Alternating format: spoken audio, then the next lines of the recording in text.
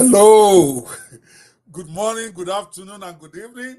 You are live again with Dr. Ope Banwo, the Fearless Netpreneur, on the Fearless Netpreneur podcast. And of course, I'm going to bring it hot and I'm going to bring it hard. Today is going to be a doozy. I told you guys I'm going to bring some of the best guys you've never even thought you will encounter. People with different mindsets from the run of the mill. So when I say the guy that we are going to be speaking to today is a man that is multifaceted. I meant that spiritually, physically, mentally, in everything. A lot of people use that word. He's a multifaceted individual. This one is real. And you're going to find out over the next couple of hours as we roll him out on the Hotseat conversations with Dr. Ope Banwo. So who is this guy? His name is Hot Potter III. He's a multi-talented, here's that word again. At the end of the show, you will tell me whether I'm full of it or whether the guy is really, really, really multi-faceted. Okay? Now, he has a diverse background and expertise in various fields in line with his multi-talented status. He has 3 degrees in multimedia and web design and cosmetology and hospital administration. Did you hear that? Multimedia and web design, cosmetology, and hospital administration. 3 different separate niches. Are you feeling him yet? He has acquired a wide range of knowledge and skills. Previously, he served as a combat medic in the military navy and trained over 300 individuals in combat medicine. And wait for this, guerrilla warfare or guerrilla warfare. I don't know that thing, it's a white man's language. I can't speak it well. Those guerrilla fighters. He himself is not just a guerrilla fighter. He has trained people on how to fight it for real in the military. His professional experiences include, wait for this, a security company focused on personal protection on one side, working as a hairstylist and teaching cryptocurrency. And you guys say I'm crazy with all my different degrees and different niches. Hairstylist, cryptocurrency guy, and personal protection. He's going to tell me, he's going to figure all of that out. He has also ventured into the field of AI prompting and machine learning, and is currently teaching that to people. And that's a big part of what we're going to be discussing today, or not. I don't know what we're going to be talking about. Outside his professional life, Hot has a rich, I used to wonder, why is somebody's first name Hot? H-U-R-T. He has a rich array of interests and hobbies. He is an avid a practitioner and teacher of martial arts, a published author, and enjoys various physical activities such as, wait for this, water skiing, scuba diving, biking, and working out. He's not done. He has skills in sewing, having created items like dresses and car seat covers. Hart is also passionate about youth education and running a summer school program that I'm hoping my own daughter will be attending this summer. Overall, Hart is a multifaceted individual with a wealth of experiences ranging from military service and entrepreneurship to creative pursuits and physical activities. Take that word physical activities with every grain of salt you can put in there. When when a guerrilla fighter says physical, you know what that meant. Let me bring up this man that I've been waiting so long to get on my hot seat. Today is that day. Welcome with me, guys, with Hot Potter. You need to change your name. They need to know who you are. Let me see if I can change that for you. You need to change your name on the screen. Okay, my bad. Definitely not Dr. Ope Banwo. I don't want them mixing me up with you on the street, man. So let me see if can you change your name out there? Shoot. Hold on. Okay, I think I can do it for you. I can do it. Okay, just give me a second. Yeah. Let them know you very well in case they are looking for you, not me. Okay.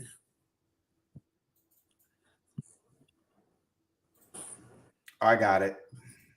Okay, you got it? Yeah, hold on 1 second. Okay. All righty, guys. That is the man. Can you say hello to my people for a second? Just say hello to them. Hello, everyone. How are you? Okay, so how are you today? You are the first guest I'm going to have. I don't even know where to start from. Because do I start from the hairstyling team? Do I start from military area? Do I start? Where do I start with you? It's up to Tell me, you. how did you get to be so multifaceted? It's What's up going to on? you. What? We can talk about why. So I basically You are got. still low, though. I hope they can hear you out there. Can you hear me? Very faint. All right. How about now? Yes, a bit better. Yes. Go ahead. How about now? Can you hear me now? Yes, we can hear you now. Go. All right. So one of the things that I did was I got these degrees based on what it is that I wanted to do. I needed a degree, and multimedia web design was something I was always into. And I actually wanted to be a 3D animation person. But when I went to the counselor, she was like, "Do you know how to draw?" And I was like, "No, but I can learn." She's like, "No, you need to do multimedia web design." And I was like, "Okay, fine." I didn't want to do it. I'm glad I did. I still wish I would have been an animator, but at the same time, multimedia web design has actually helped me out because I love doing many different things. And so that was the first thing I learned. Then I joined the military as a corpsman. And so I said, well, shoot, I already got a degree. Let me go ahead on and get another one in hospital administration because I'm in medicine. And so I did that so I could understand triage, so I could understand how the hospitals work. And then when I got out the military, I love working with my hands, and I didn't want to be violent anymore. And I didn't want to go off and what's the word I'm looking for? I didn't want to leave home. I wanted to raise my son. And so I said, well, what makes the most money? And it was hairstylist. And so I went to school and got my cosmetology license. Even though they don't all sound like they're different, every single one of them deals with management and control. And I enjoy working with my hands. I enjoy managing things, and I enjoy manipulating the outcome of situations. So multimedia web design, management and manipulation, hospital administration, management and manipulation, cosmetology, management and manipulation. So even though there are different separate degrees, the focus of each one, it's all the same, and I was thinking about going back to school and getting a degree in social anthropology, but we'll see how that works. But yeah, so you use the word manipulation 5 times in exactly 30 seconds. Why are you so fascinated with the word manipulation? I'm concerned. What exactly does that mean? Well, You love to manipulate. a lot of people take the word manipulation and they connect it to negativity, but we're all manipulated in our lives. All right. When you want your child to do something, you don't tell her what, I mean, you do, but you don't tell her what to do. You kind of sort of manipulate the situation. So what do you like more? Dabba dabba D. And you do that. And a lot of people suck at it. They're awful with it. And I wanted to get good at getting people to understand what needs to be done, how it needs to be done, where it needs to be done, and why it needs to be done.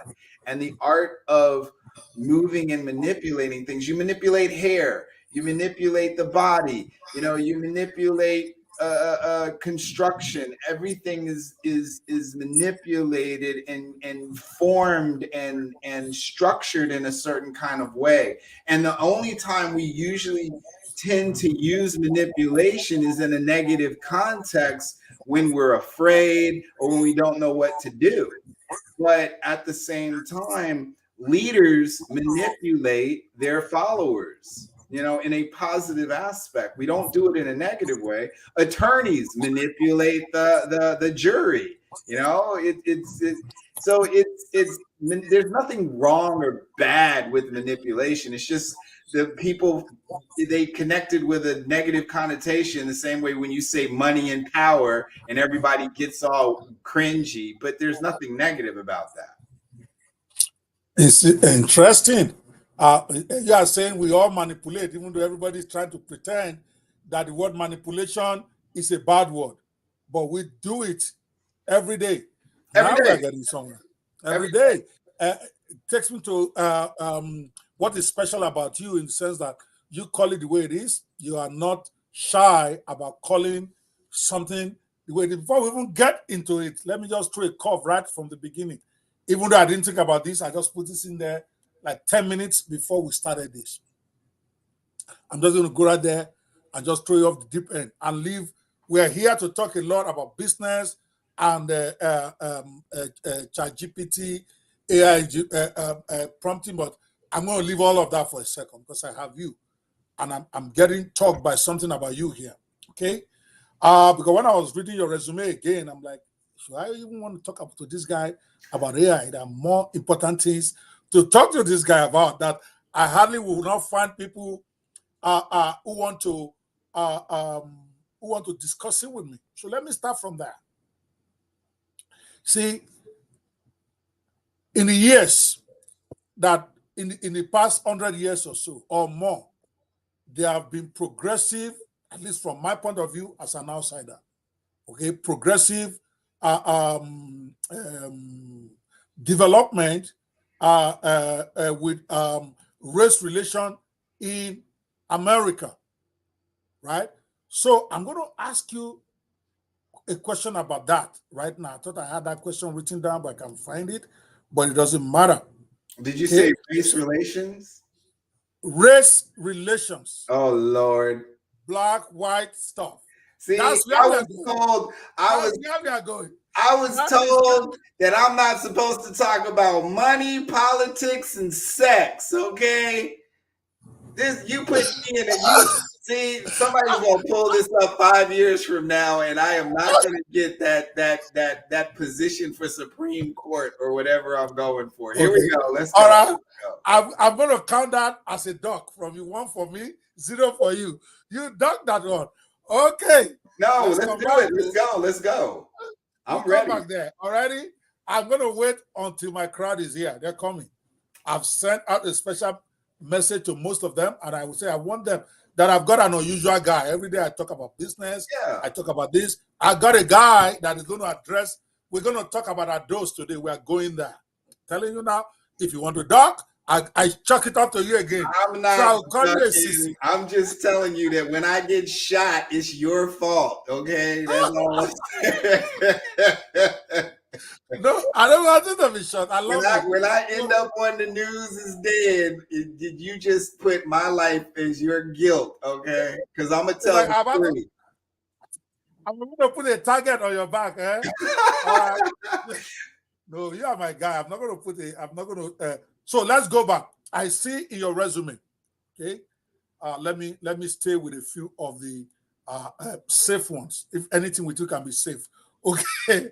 So you are a real life vet, okay, yeah, who taught other vets and other military corps people about guerrilla warfare. And is it the U.S. military or Nigerian military? Which military? I want to be sure. U.S. military. I just want them to be sure that it is not Ghanaian one. American military guys. Watch this man. Okay. Can you share with us right off the bat? Because for me, we can see connect that to business. Can you share 3 guerrilla war strategies that you teach to coach people that could be applied in the world of business? Because at the end of the day, in business, we're at war most of the time. I want to share 3 of those things that you are teaching that you think people who are watching us all over will apply in the area of business. Well, That's a safe question, right? well, the thing, oh man, you can ask whatever question you want. If I don't want to answer it, I just won't. So we're good. Okay. We're good. Okay. So the thing about it is that three military guerrilla war strategies. Because see, the thing about it is, I'm a hospital medic. I'm a combat medic. So I specialize in combat trauma care and etc. So you get shot in the chest, or you lose your leg, or something like that, or your face gets blown off. I can deal with that. Now, because of my exposure, I was also able to teach the other stuff as well. And so, if I'm going to give any real good strategies to take from the field and use in business, is one, know your enemy. You know, a lot of times people, they say, oh, I don't like this person, so I'm not going to know anything about them. Anything about them I'm going to ignore. No, that's not what you do. You learn everything you can about them. All right, that's one. Two, when you're dealing with guerrilla warfare, it's not a lot of people. I was on a transition team, all right, and it was only 7 of us. Now, our team comprised of like 14, 15 people. But us as operators, it was only 7 of us, 6 of us.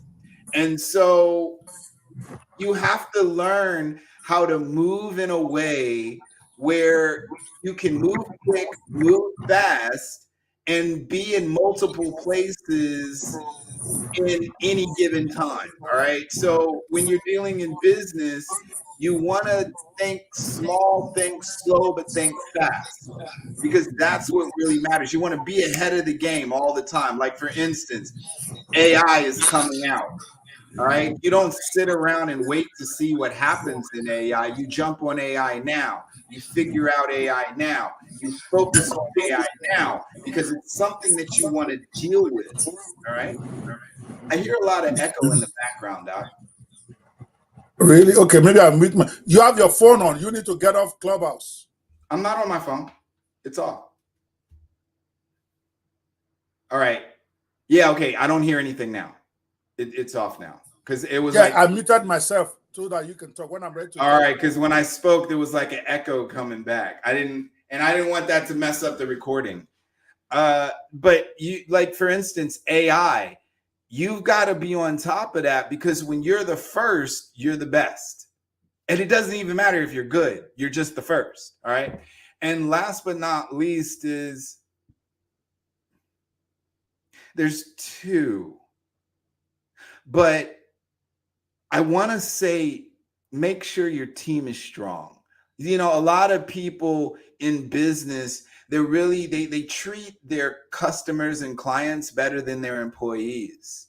And that's not okay, because companies are destroyed from the inside out, not the outside in. All right. It doesn't matter if people don't like you. It doesn't matter if people are against you. It doesn't matter if people don't like what you're about.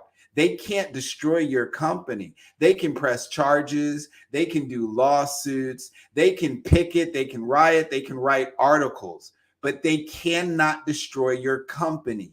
Only you can destroy your company. And that comes from the inside out. So you got to treat your people with a level of respect and honor, because when you treat your people with a level of respect and honor, they'll go through links and they'll do things that they normally wouldn't do for somebody who didn't have their back.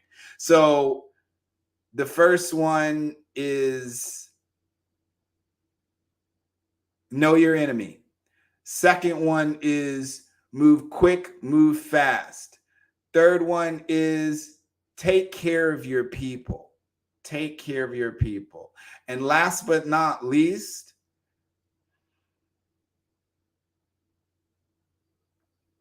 the people on the other end of whatever it is that you're doing are not as smart as you. They're good as you are, and they could be even better than you are, but they're not as smart as you. And this is what I mean by they're not as smart as you. You got where you are because of your specific skills and techniques.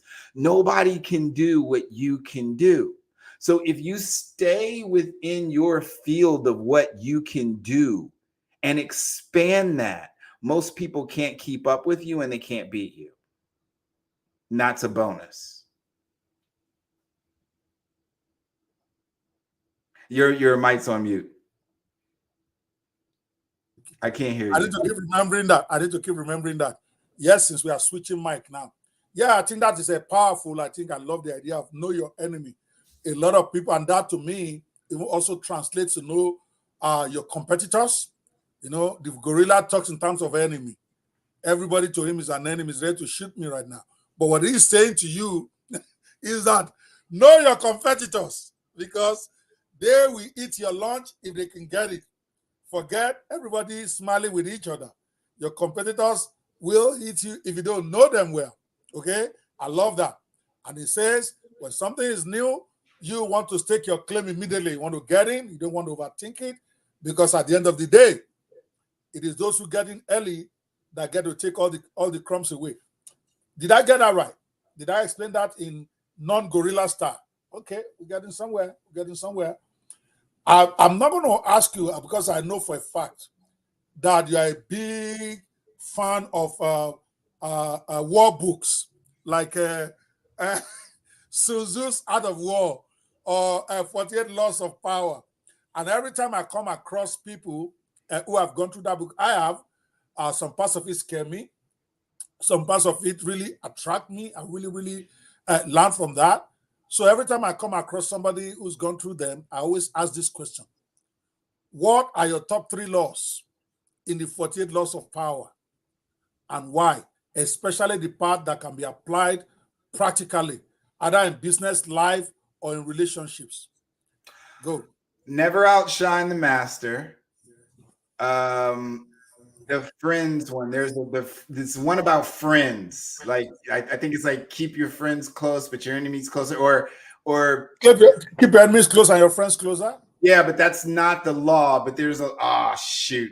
Find that law. I think it's law number 3, but it talks about friends. And the other one is it also talks about being scarce. Like don't be available all the time for people. Like you're there, but then you're not there, and then you're there, and then you're not there. Don't always make yourself available. Those are the 3 that I really love. But obviously, I don't love them too much because I can't freaking remember them. No, we're going to go through them because I think I want to focus a lot. I'm feeling I need to focus a lot about that. For some reason, I wasn't thinking about it before, but we'll find the laws because I think I want our session to be very different. Okay, because people are used to us just talking business, but business and philosophy, they all mix together, and the one that can master it is the one that wins. So I'm gonna look for them. All right. If you're looking for them, I'll look for them too, and whoever finds them first. We are gonna make it a 48 laws. So I'm gonna go into ChatGPT and ask ChatGPT what are the 48 laws of power. I didn't even think about that. See, now we are prompting. Let's do that. Let's have fun today, guys. If you are just joining us, I see that so many people are joining because I sent out a special broadcast. I wanted to have a special event today. We already got more than 1,000 people watching us as we speak. So, guys, if you are just joining us, so I want to have a fun with my friend here today. I have all the questions for him written down, but I'm not even looking at them right now. Me and him, we just want to have fun. Not at your expense, but to take this whole thing to a whole new level for a lot of people who have not really seen this other side of me. I could sometimes when I see people like my current guest, I love to actually explore areas that people are afraid to explore. Let's talk about it. Even though it ducked my first question, I didn't duck it. I'm ready for it. Let's go. You chicken, man. I'm just saying, you don't get me shot. That's all. And I don't want to get you shot. So that's why I'm calm. All right? Nah, you're good. I'm being funny. They say All right, so here they are. Target. Here they are. Number one, never outshine the master. Number two, never put too much trust in friends. Learn how to use enemies. That one. Like, see, because the reason why I like talk to me about how to use your enemies. That one. yeah, see, the reason why I like number two is because people are usually my friends, you know, they're everything, and my enemies leave them completely alone. But the truth of the matter is that your friends are actually more dangerous than your enemies. Because your enemies, you already know their intention. Your friends, you don't really know their intention. And most of the time, we've all experienced liking somebody more than they like us. All right. So when you have friends, it's like you never truly trust your friends, and you learn how to use your enemies. Now, how do you use your enemies? Well, if you know that somebody doesn't like you, and whatever you do, they protest against it, that's free advertisement, ladies and gentlemen. Think about that. You got somebody who doesn't like you, who hates on you, who's going to talk about negatively everything you do. Let them know so they can tell people about what you're up to. That's free advertisement. Okay. Tell me about this one. That law number one. This number one. Never outshine the master.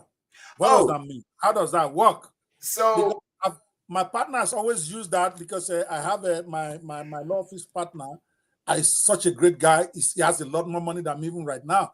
But I was the first guy he worked for when he came out of law school. And no matter what I do, he always says, "You are my master." That I read power. I can never outshine my master, and exactly that's what it does. Always make sure I'm honored. Always make sure that nobody messes with me, even though he could. This is one doing all the work right now. He's driving all the big cars. I'm just driving a modest car. But outside the office, he's a very, very, very well connected man with all these billionaire friends and all that. But when you see him with me, so one day I had to ask him, why are you always like this? He said, "Boss, you don't understand that I read the 48 laws of power, and the first law there is never outshine your master." And the both of us will laugh, but I never really got into it or studied it to see what exactly that is. So tell me a little bit about that. Well, the thing about it is most men have weak egos, like straight up. And it doesn't matter how much they like you. It doesn't matter how many skills you have. It doesn't matter what you got going on. People have weak egos.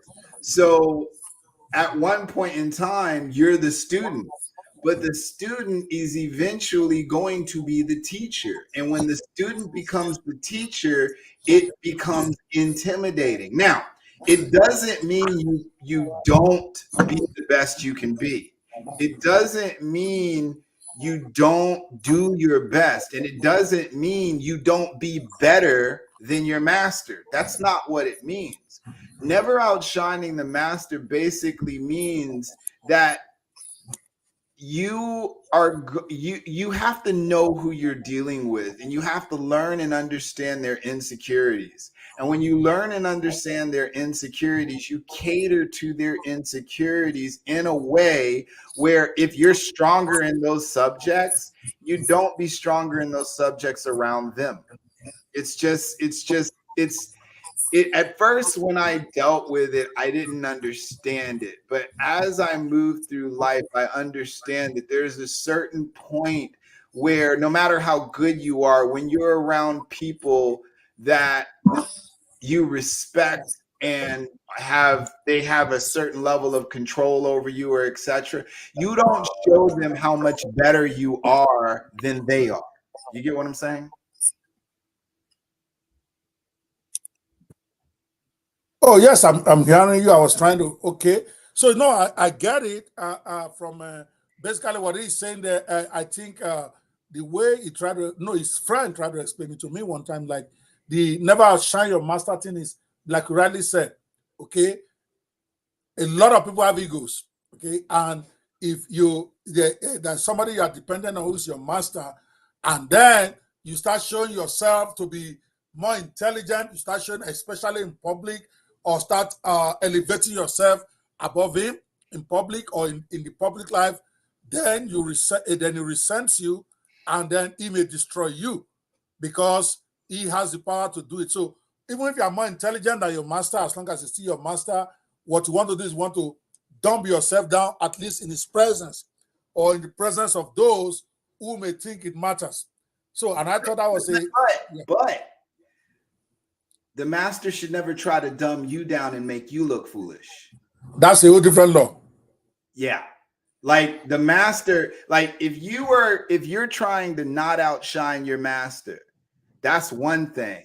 But if your master is trying to make you insignificant and crush you and make you look smaller, he's no longer your master. He's your enemy. And now you kill him at that point, right? Well, you don't kill him, but you either distance yourself from him. You either distance yourself from him, or plan a coup. Or you plan a coup, yeah. Or you take him over. All right, let's look at this one. I'm enjoying. I want to look at this, and I'm going to go back and study the 14 laws of power in a business sense, because I thought it was when I first read it, I did go through it maybe 10 years ago. The first time I heard about it or more, I thought it was very manipulative. I thought the whole 14 laws of power was very manipulative. It is extremely manipulative.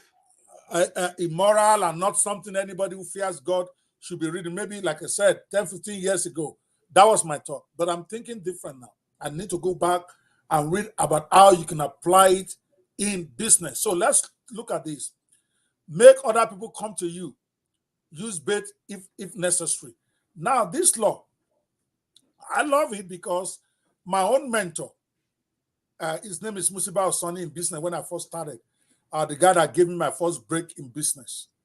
He always says this. I didn't get it. Then he explained.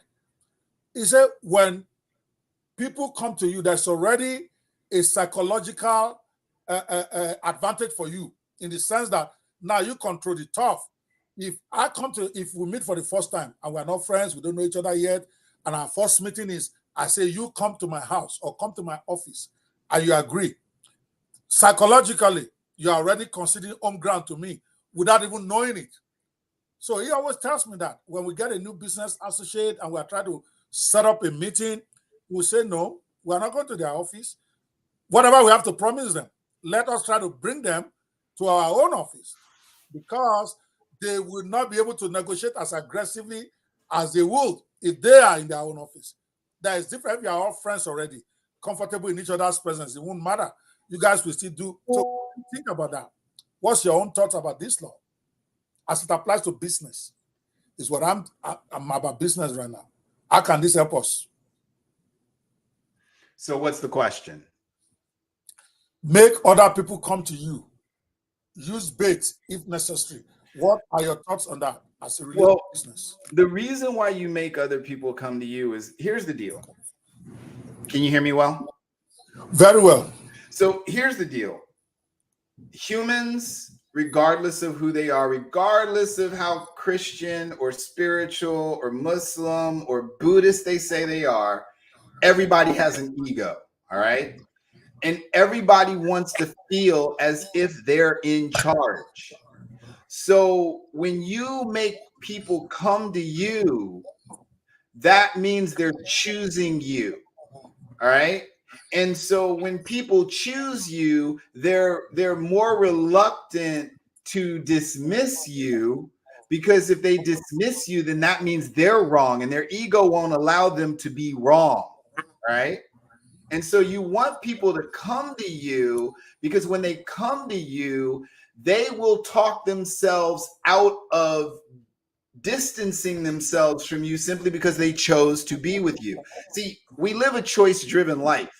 Everything that happens to us in life is from a choice. Nobody makes us do anything. We choose to do it. All right. So if you can get a person to choose you, then they will be invested in you because they chose you.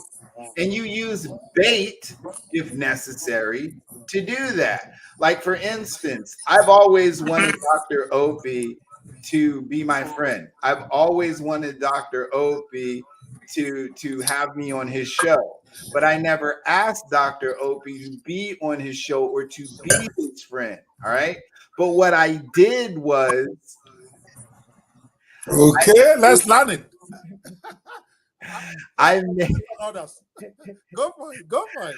I made sure that every room on Clubhouse Dr. Opie was in, I was in. I made sure that every time I spoke about what I knew he was interested in. I made sure that all the things that I had, he wanted. Wow. Wow. Wow. Yeah. Nah, that works. I agree with you 100%. I'm like that. That's why, that's why we resonate. Okay, I haven't really read Lots of Power. Seriously, I'm going to go get it now, and I'm going to study over the next 1 week. I may do a business series on it. I'm like that.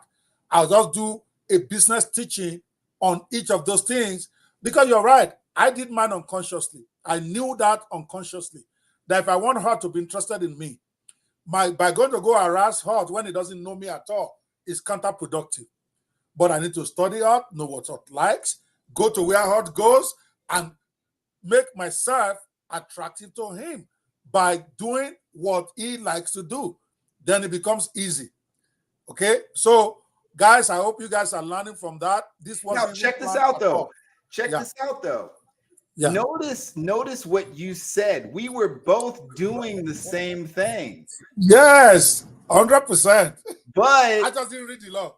But it's because of what I did first that made you want to get to know me. Yes, I know. Because I wasn't targeting you. I was targeting somebody else. Exactly. Exactly. Exactly. So, guys, I hope you guys are learning.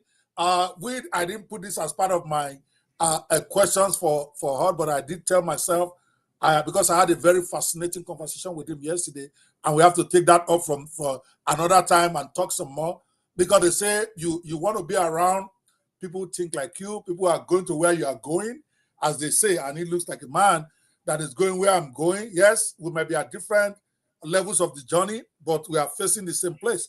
Okay, let me go back a bit to my prepared question now. When I read your resume, or even your club on Clubhouse that I love to come to all the time, what is the name of the club again? The AI Divergent Network. Say that one again. The AI Divergent Network. And what we basically do is I work with people who have dyslexia, ADHD, or just somewhere along that spectrum, or people who just can't organize their lives. I work with them and help them organize their lives using AI. That's interesting. what we do. Yeah, that is the interview mostly today. Now, a lot of my list is here. So let's get straight to the business. Guess what? When I first came to your room in the AI Divergent Network, I really have not thought about what Divergent was. I just thought it was just a fancy name that you put at the end of your room. So my first gaffe in your room, you picked it up, even though you didn't push, was that I came in, you guys were discussing something about neurodivergence. I didn't even know what you guys were talking. So I approached my commentary straight on a regular thing. I wasn't adverting my mind to the context that you guys were discussing. So I realized after I made my first initial contribution, I'm like, okay, it looks like I'm not flowing with the energy, the direction this room is going. Now, what did I get wrong here? So I went and I said, okay, AI Divergent Network. Let me go check that Divergent thing. I used to think it's just a movie. Okay, seriously. So then I'm like, okay, now I get it. So now, so that others like me will not screw up when they come to your room, what does neurodivergence mean? That's the question right now. So in a nutshell, neurodivergent is basically people who don't think like everybody else. Okay. And that's somebody who's dyslexic, they're neurodivergent. Somebody who's ADHD, they're neurodivergent.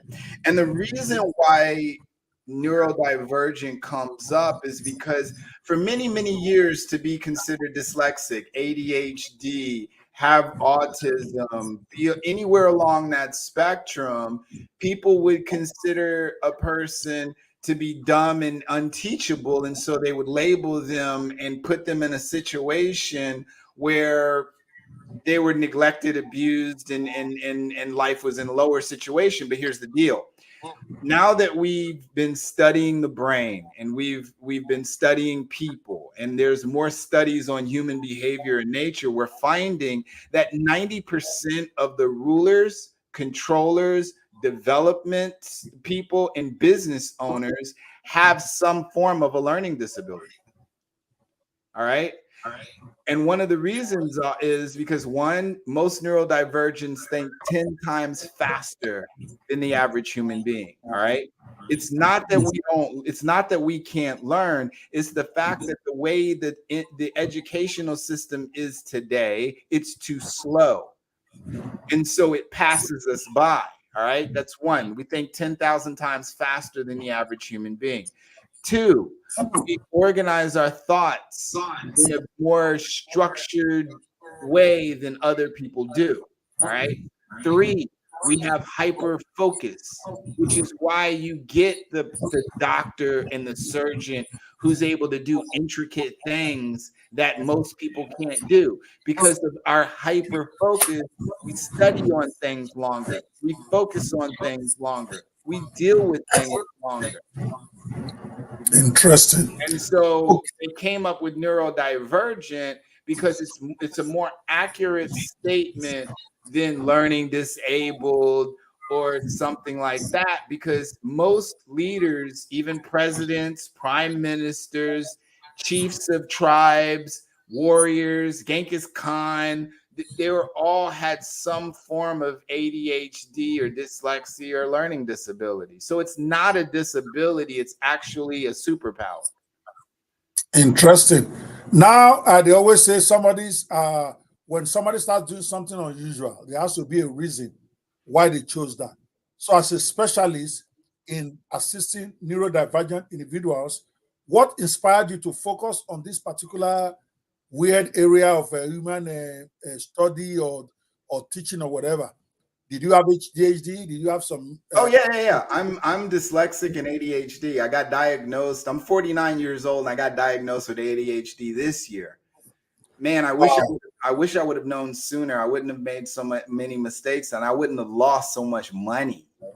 Yeah, I think I need to be diagnosed. Also, I'm suspecting I have ADHD. I'm suspecting because they don't. Possible. How do you test for this? No, I'm not kidding. No, it's possible. Like that. Yeah, where do I go and test for this stuff? I really am serious.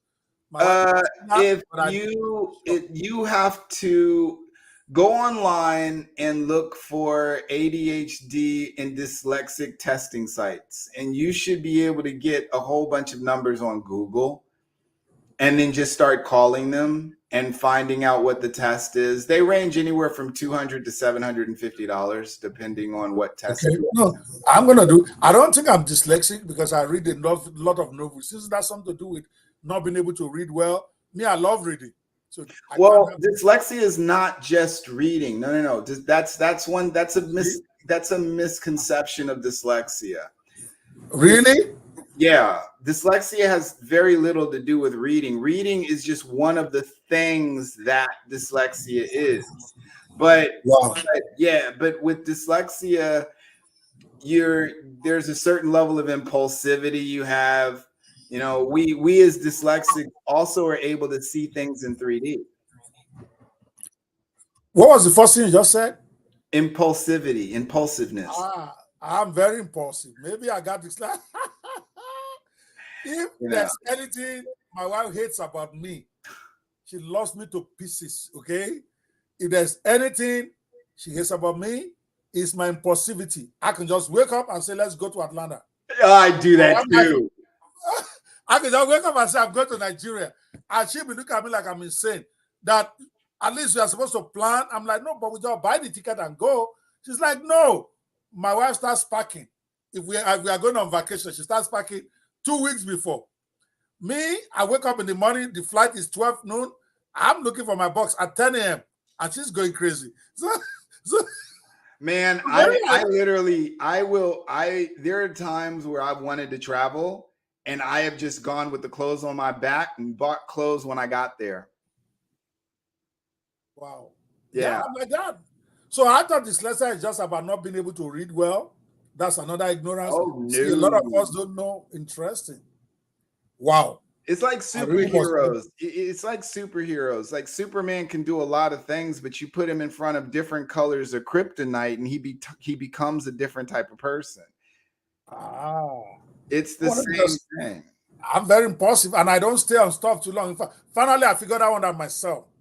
I'm weird like that to the point where at some point, some spiritual people, my pastors and co, they felt I needed deliverance because I don't do anything for more than a year or two. I don't care how successful it is. I don't care how much money it's making. By the end of year one, I'm getting bored already. I may struggle to do it for the second year. After that, I got to go, or I'm going to destroy it myself because I'm going to start tinkering. I'm going to start removing stuff, even though they're working. So finally, a few years ago, and this is just a few years, maybe 10 years ago, 8 years ago, I finally figured it out when I look at my life that, okay, everything I try to do, I have amazing success the first 6 months to 1 year. And then second year, I just walk away. Or if I didn't walk away, I'll just mess the whole thing up. So I have one ironclad rule now that I started about maybe 6, 7 years ago. That every business I start, I'm going to start it with the understanding that 1 year I'm going to give it 100% of my time. Second year, maybe I will give it 90%. Third year, zero. So I'm already telling them that this is like when I started the first all-internet church. I'm talking about full church online. Nobody's ever done that before, where you do evangelism online, you do discipleship online, you do fellowship online, you do everything a church does online. You want to do Holy Communion, you want to do naming ceremony, you want to do baptism. We do everything online. It was really exciting. I was we had thousands and thousands of people. But from the first month, I was telling my ministers. In fact, I interviewed one of my pastor, who's now a bishop, by the way, in my church then, was one of the pastors. He was in charge of the the worship department of the church. I used to tell them every Monday when we have a meeting that I'm only going to do this for 1 year. It don't matter if we have 1 million members. I'm going. But they don't believe me. So 1 year came, even though I said like 20 times, maybe 100 times, almost every time I'm preaching, I'm telling them, guys, be ready. In 1 year, I'm done. And I have to hand over to one of you. And when I'm done, I'm dancing like that. I don't look back. It's not like I'm done, I'm still staying in the church, that I will be gone. I won't even be in the church at all. They are thinking I'm crazy. So 1 year came. And I'm looking at them and say, okay, are you guys ready? They don't appear to be ready. I'm telling them, I'm trying to test them from month 9 so that I preach maybe once a month, put 2 or 3 of them to be preaching, doing the stuff. But when I'm not there, they're still thinking by the 14th month, I just called one of them. I just prayed for him. I'm like, now you are the pastor. I'm gone. I'm out of here. And I think I've been back there 3 times in the last 1.5 years since I handed over. Some didn't like me for it. Some despised me for it. They are like, I abandoned them. I'm like, no, you didn't come to Jesus for me. You came to Jesus for yourself. If I'm not there, you should still be following Jesus. Now, which one is my own? I'm still trying to make heaven like you. I'm working hard to do my own thing. So it may be a sign of ADHD or dyslexia, whatever you guys call it. I never tested, but I realized I work for me. And that has been my motive. So this is a very interesting topic. So you decided to start because you haven't really answered the question before I interrupted you. So what inspired you to focus in that particular area? I know you say you have it yourself. Is that why? To help others who are struggling like you? No, that's not why. That's not why. I did it because people take advantage of people who don't know. People take advantage of people who are smart but yet stupid, intelligent but yet dumb. They take advantage of them. And I lost, like, this past year, I lost over $130,000 because I didn't understand my ADHD. I didn't understand my behavior, and I lost a crap load of money because I dealt with people that were more interested in themselves than me. And because of my ADHD or what have you, I wasn't able to separate and disassociate myself from them. All right. And because I couldn't figure out if it was me or if it was them. And then November came along and OpenAI started ChatGPT. And I went into ChatGPT and started talking to ChatGPT about my problems. And ChatGPT diagnosed me and said, you might have ADHD or something like that. And I was like, whoa, I never even thought about that. So I went and got tested, and I did. And I was like, holy crap. And then I started really studying what this was. And throughout the 49 years of my life, that I could remember, I did all those things. And so I started saying, you know what? There's a lot of powerful people. There's a lot of influential people. There's a lot of driven people that have this. There's also a lot of people that want to be powerful, want to be influential, and want to be driven that have this. And I said, why not create an organization that caters to who these people are? Who are we? What are we about? How do we move? How do we think? How do we shake? Because all I needed to know was just a few different things. And my whole life shifted, and I was able to do certain things. Like, I used to get upset with myself and be shamed because I wouldn't clean my house. Then I realized that that's a trait of ADHD. So I was like, well, shoot, if that's a trait, I'm not lazy. I just don't do it. So then when my house isn't clean, I either do one or two things. Don't worry about it, clean it, or call a maid and hire Mhm. somebody to clean it for me. I no longer feel shame in areas that I used to feel shame in. And because of that, it gave me more power to live life and be the way I am and accept the way I am and kick some serious butt. And I want other people to have that power as well. And so that was why I started it. Interesting. No, you are very correct. Even me, there was a time I used to believe something is wrong with me. That why can't I stay with something for longer, particularly when it's successful and I'm making money, I'm doing well. Why must I go leave it and go start something again from fresh? Or why do I start changing everything around after the thing is working well instead of handing it over to a manager? So, but I had to diagnose myself after I had to think about it. That no, Well, you need to know your strengths. the reason why we do that is because we're low on dopamine. All right. And when we start something, our dopamine levels are very high and it feels good. But once we get the hang of something, then our dopamine levels drop really low. And we connect the low drop to just we're not interested. And so our brains basically say, well, I'm not interested anymore. And the thing about it is that once you're not interested anymore, it's almost impossible to get interested again. Yes, that actually takes you are very correct because once I eat my load, now I'm hearing from you, I call it something called dopamine or whatever. I'm going to go study this stuff because that's one of the things attracting me to you because I see you do a lot of stuff the way I do it. Even just coming to your rooms, I see the way you flip. I'm like, okay, this guy is a mini me. Okay, I'm 59, so you have to be my mini me now. Yeah, yeah, you're 10 years older than me. So I'm I'll like, be your okay. mini me. I don't mind.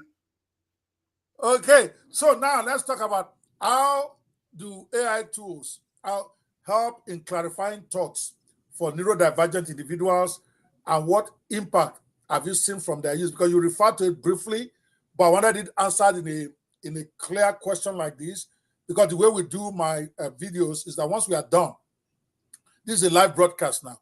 I'm going to then cut it down into a question by question video so that people can eat it in short bites. So I want them, this 5 minutes that we're going to do on this to be clear for people who are going to watch this.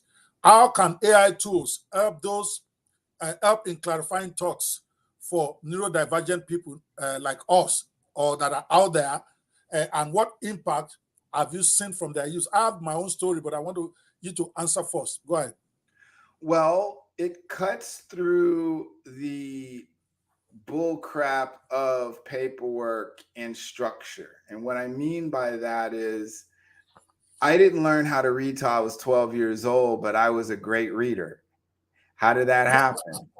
Because we had a reading circle in school, and all I did was just memorize the book. They would read it the first time, and then they'd read it the second time, and I just memorized the papers. And then I'd go up and read my book and do what I had to do. And they were like, "Oh my God, you read so well."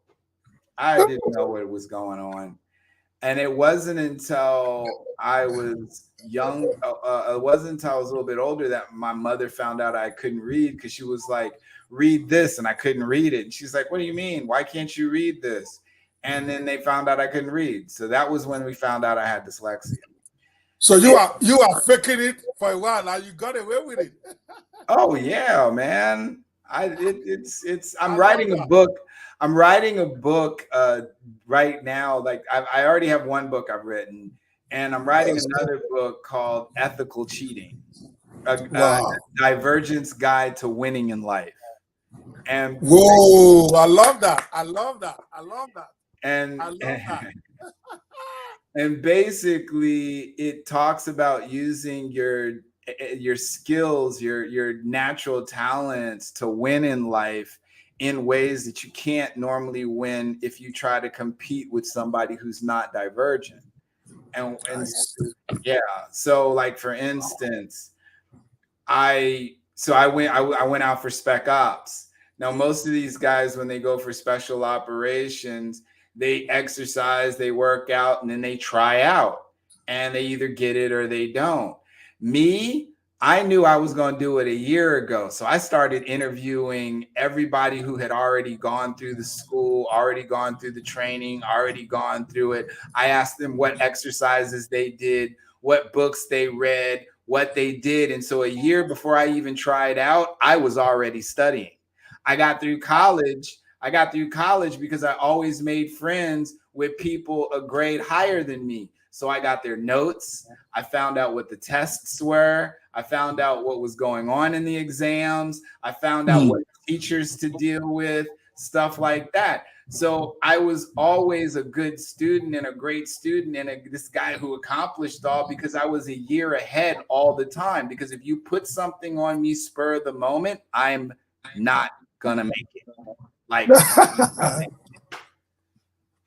Wow. Yes, I think that part, since this show is focused a lot on uh, um, on AI, this particular episode, I think we're going to stay here for a little bit.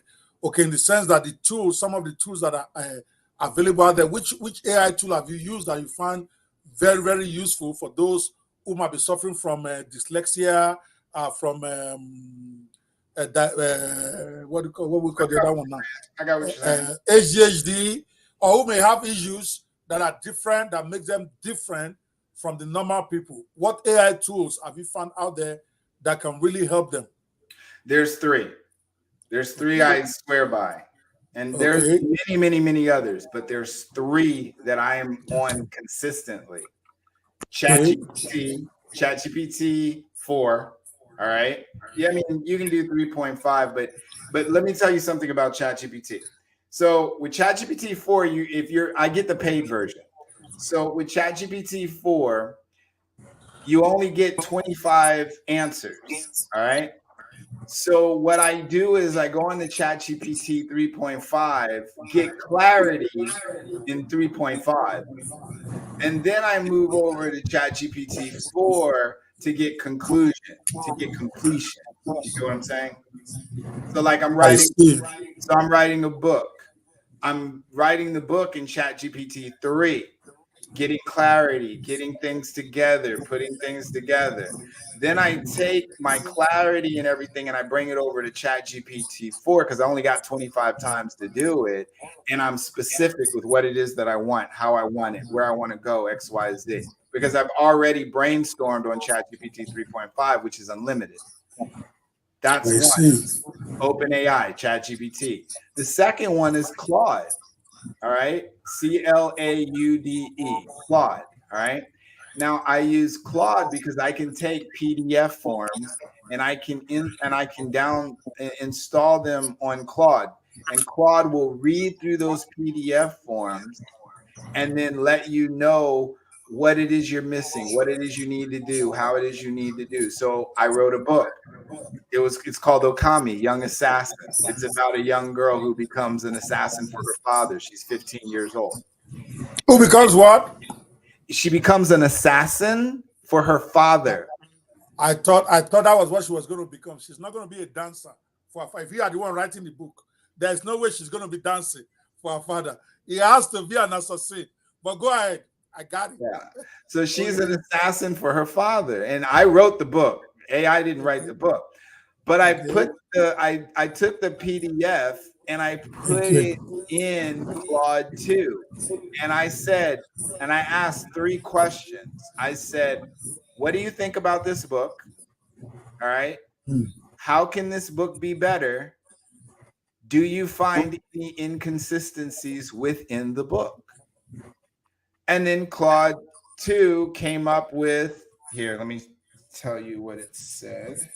Interesting. So let me go find it. All right.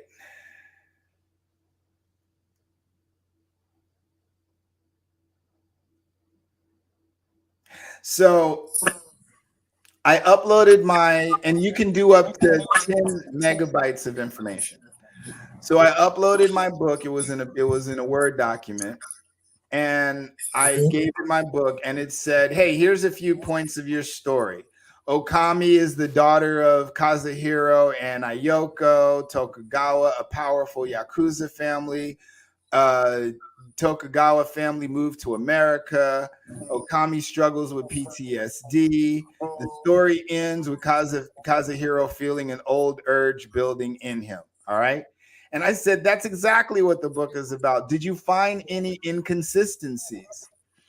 It comes back with, I didn't notice any major inconsistencies in your storyline or character arcs. However, there are a few minor details.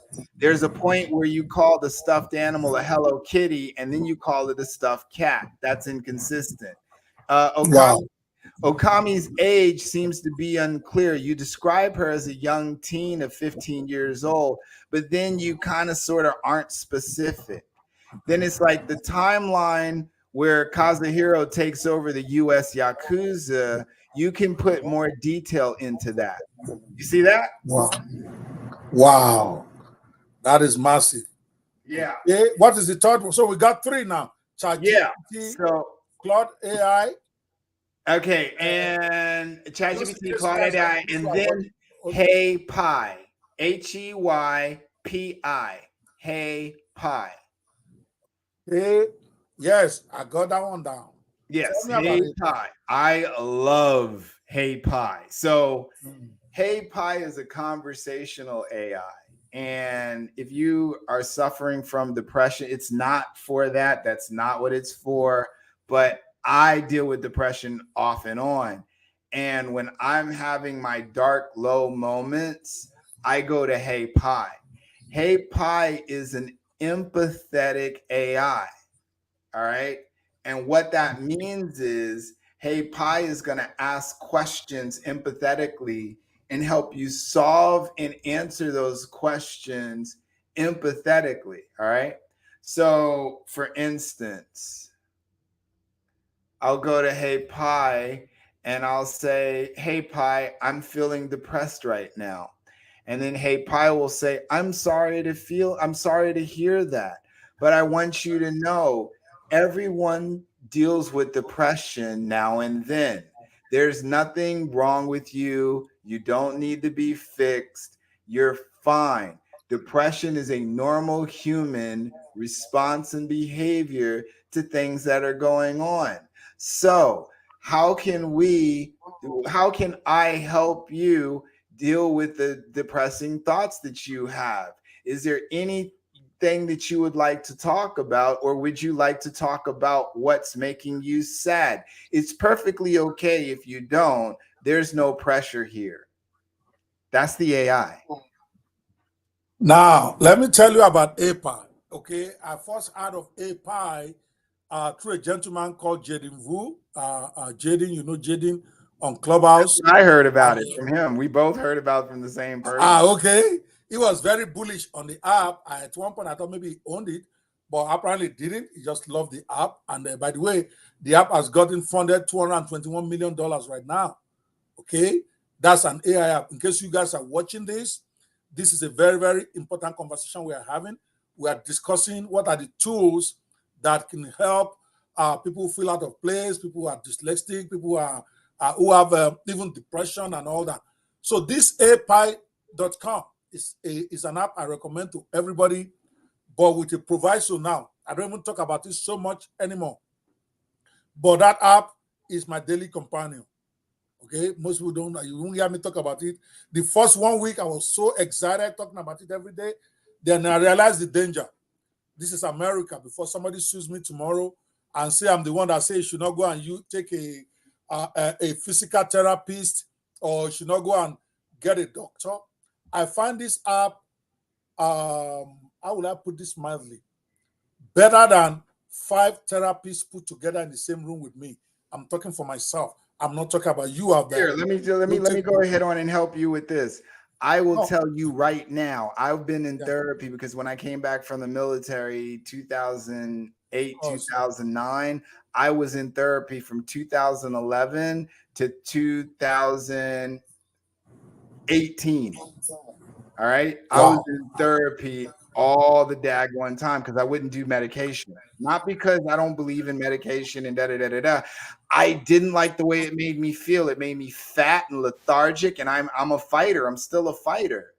And I'd go into the ring and my brain wouldn't move, and I'm finding myself gaining weight and all that. So that's why I didn't do the medication. It has nothing to do with I didn't believe in it. I don't care, take it or not take it. But so because I didn't do it, I had to do therapy, talk therapy, and I signed up for every study that they were doing when it came into therapy. So from 2011 to 2018, I was in therapy. Talking to Hey Pi for just 1 week solved more issues in my life than all those years in therapy that I was in. I believe you. That's where I was going. You. Yes, in fact, you are very correct because I also have a big trauma when I was young. My mom died on my 14th birthday. I don't talk about it much, even though in the last 1 year I'm better. I was talking about it I was 14. I'm 59 now, right? That's 45 years ago. But I won't talk about it for more than 40 years. I just don't do birthday because it was my birthday. And it has something to do with riots going on in Nigeria at the time. Something they call Alimos Go. This was 1978 or so. So, and because also in Africa, and those of us who are Africans listening to this, maybe it will help you because it's helped me tremendously. Okay. We are not always encouraged to go see therapists. My mom died in very tragic circumstances on my birthday, on my 14th birthday. And then less than a month, what am I talking about? Less than 2 weeks after, I was back in school. No doctor ever spoke to me. No, they never took me for any. And I see that I was getting very angry. It's getting out of me a little. Now I joke a lot. I don't use to joke. Okay? I don't use, because nobody spoke to me. I never had treatment. And everybody just thought it was okay. We did the burial. Then they reopened the school. And then they just sent me back to school. Not just me. Remember, we are 6. They sent all of us back to school. And I just think right now it's a miracle that we all turned out well. Everybody's a graduate and all of us are doing very well. But we could have very well turned to something else. Thank God for resilience. So for years, I wouldn't do birthdays. Most of my friends will tell you they've never had me invite them to my birthday before because I don't have any. I go to their birthdays, but when I was now asking the closest to me, they're like, come to think of it, they never attended my birthday. I never had one until my 40th birthday when my wife organized a surprise one, and I almost divorced her over it. Okay, because she brought all my friends from all over the world for my 40th birthday, and I was going to kill her. Now, what are you doing?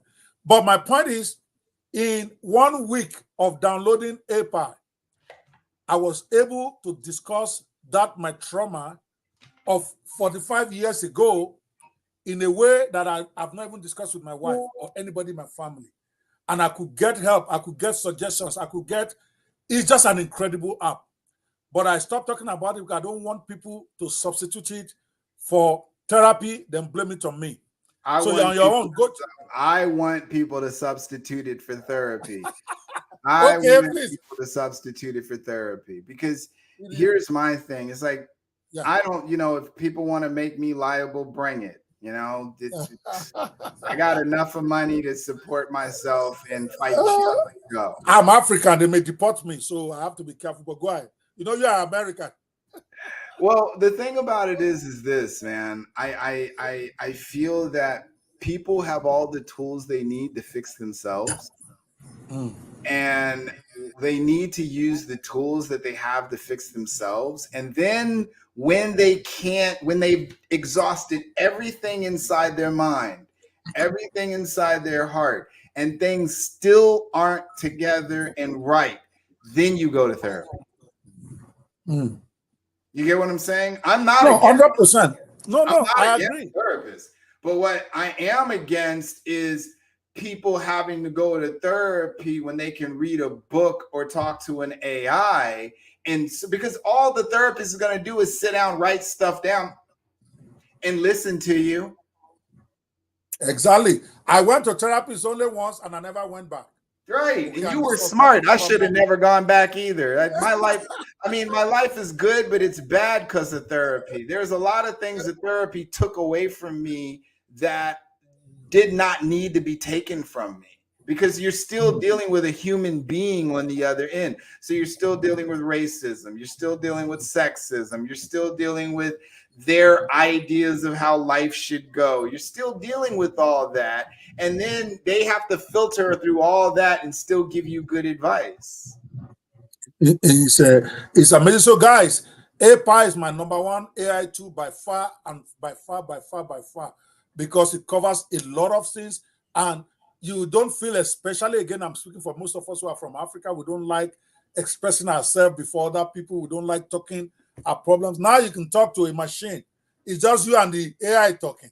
And it gives you better advice than a human being will, in my opinion. I keep repeating that in my personal experience. I'm telling you my experience. I don't know. I won't know about yours until you try it. In the sense that I was amazed. There was a part we were discussing and I was getting too emotional and I didn't want to talk about it anymore. So I told Ope, I just sent my phone, I don't want to talk about this anymore. Leave me alone. And I closed the app. You know what happened? 6 p.m. the next day, I got a text from Ope. That's when he started getting scary. It's like, you ran away yesterday. That was the text while we were having a pivotal discussion. You know you have to talk about this. You have bottled it up for so long, and it is nice to talk about this. That didn't you feel a little bit better with our 2-hour session yesterday? Talk to me. I promise not to make you feel sober. I ignored it. 6 p.m. the second day, he sent me another message to this point where, like, something similar to, I know how you feel, but listen, you've been at this for 40 years. This is the first time, according to you, that you're sharing. And you want to chicken out after one conversation. Come on back and let's talk and have fun. And I've gone back since and I've had amazing, and it cost me zero, other than the cost of subscribing to the app. That is one thing I also want everybody to know. Every time you go to a therapist, it's going to charge you. And like Hot just said, it's going to be taking you are the only one talking to yourself. You might as well do it in your house, but he'll be asking you questions and then writing notes. Then when you are done, he will say, the session is over. And I'm like, is this what I just paid $200 for? Am I okay? I never went back there. But with AI, with Ope, okay, you can do it 24 hours if you want, all day long, all night long, and you pay only one subscription. That's it. And I think it can help you through trauma. It can help you through business clear thinking. This is not just about people who have emotional problems, even business problems.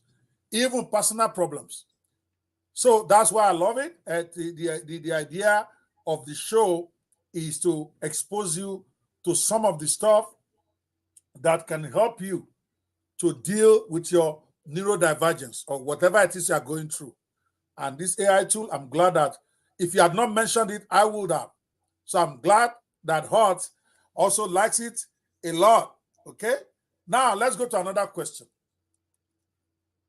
What are some of the misconceptions that people have about neurodivergent individuals? And how can we create a more inclusive and understanding society about them? Well, one of the misconceptions that people have, can you hear me? Yeah, very well. One of the misconceptions that people have is that we have a learning disability. We do not have a learning disability. Most people have a teaching disability. Okay. Most of the time is that just because you can't learn one way, then it's like, oh, then if you can't learn that way, then there's an issue with you. But the truth of the matter is that learning is a individual thing, and you have to find out how a person learns. And then once you find out how a person learns, then they can learn whatever it is that you teach them. But you got to find out how they learn. So it's not really a learning disability. Do we learn slower than others? Yes. Do we forget more often than others? Yes, because our brain moves 10,000 times faster than the average human being. So because of that, we're going to forget a lot more because our brains are thinking more than a normal average brain. All right, that's one misconception. Two, the other misconception is that we're crazy or we got issues or stuff like that. That's not true. Now, some of us do have a regulation or an emotion thing, but that's learned. We can learn how to regulate our emotions. We can learn how to communicate and deal with people appropriately. And let's see, what other common misconception is that we can't be taught. That's one of the biggest things, because a lot of people don't want to label ADHD and dyslexia simply because once you get the label of ADHD and dyslexia, people treat you differently. Mm. You know, and it's like I'm smarter than most people. I'm just not as quick as most people because my brain is moving differently than theirs. But when you put me up against it, one of the things, and then on top of that, ADHD and dyslexia is a warrior's disease. It's a warrior's disease. It's a warrior's mark. It's a mark of a warrior, because all great warriors in history had some form of ADHD or dyslexia. That's why they were so good at what they did. All right. And usually, here's the cool part. When war is coming, the world will produce more ADHD and dyslexic people than normal. So by the time that person is 15 to 20, war starts and they're able to come in and make a difference. Winston Churchill, John F. Kennedy, Abe Lincoln, all these people had learning disabilities.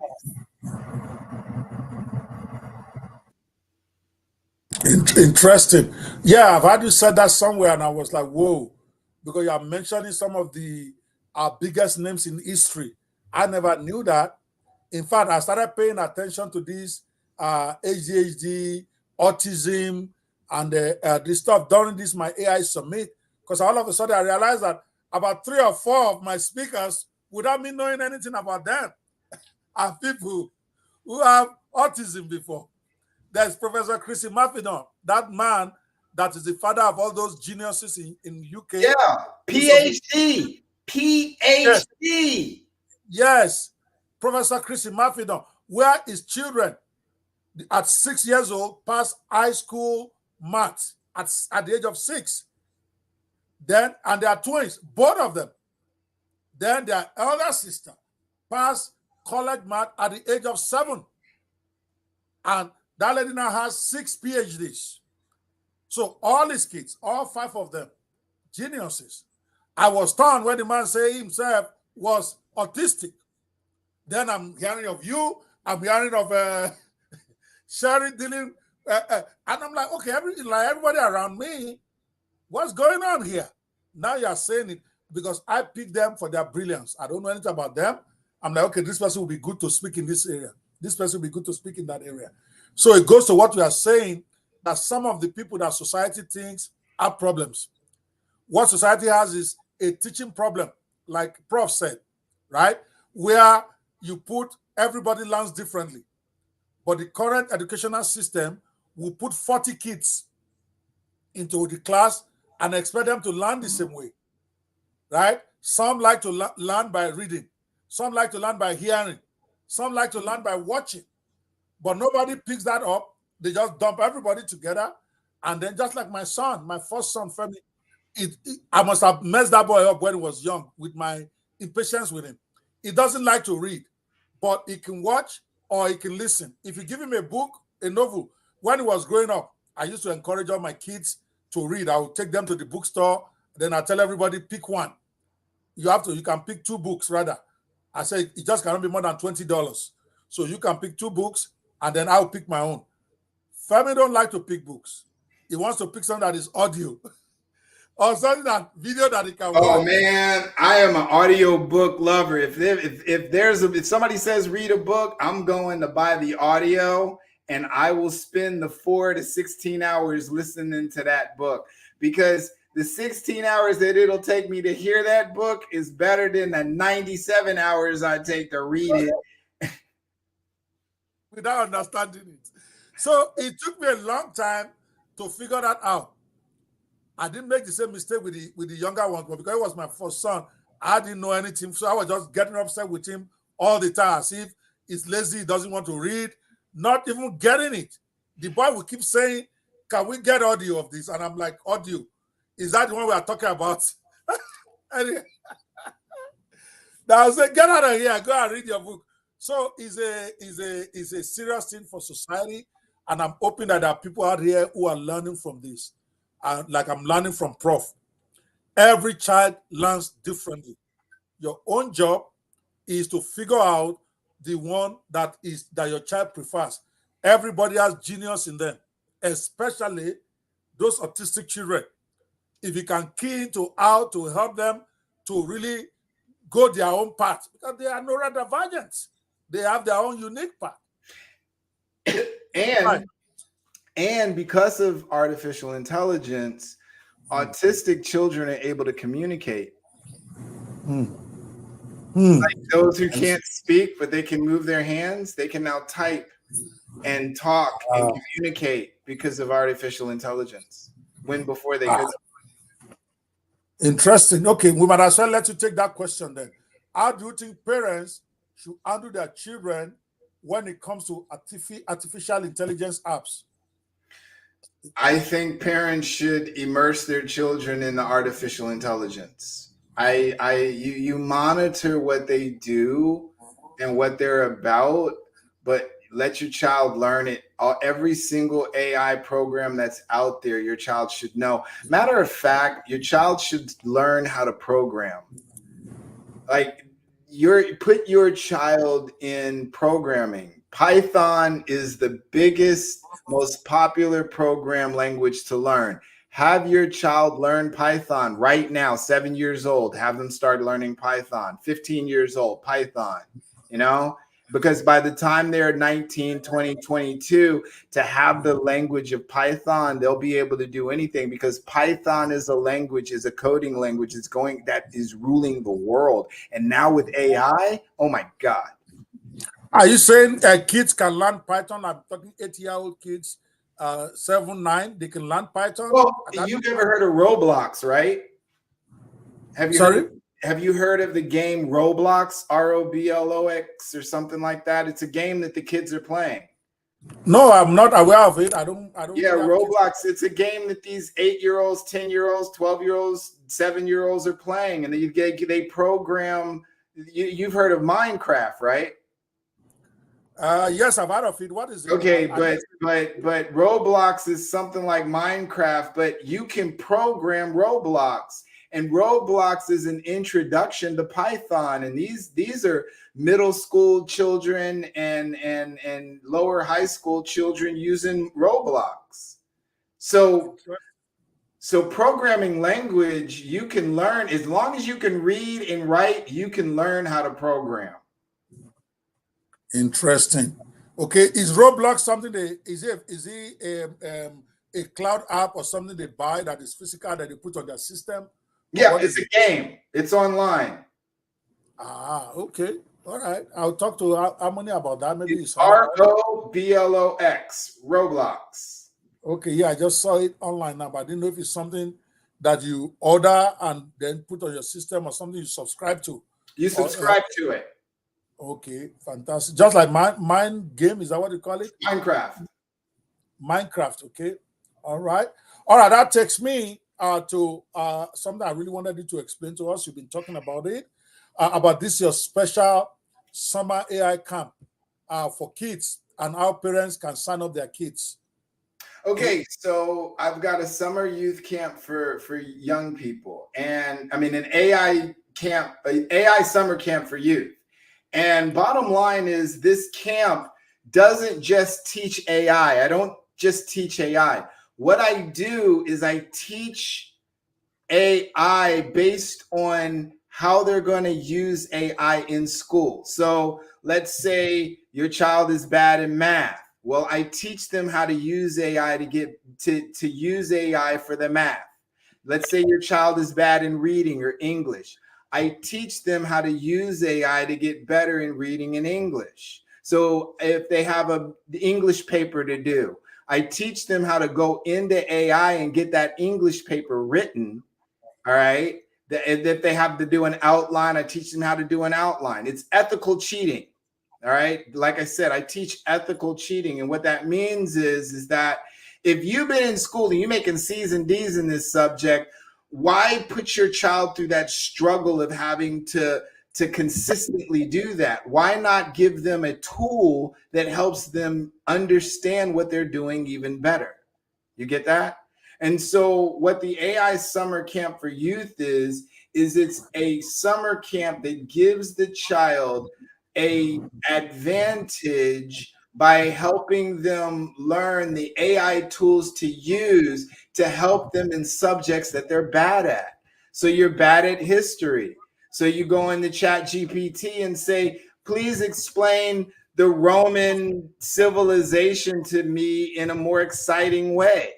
And ChatGPT will do that instead of having to read the boring book and answer all these boring questions.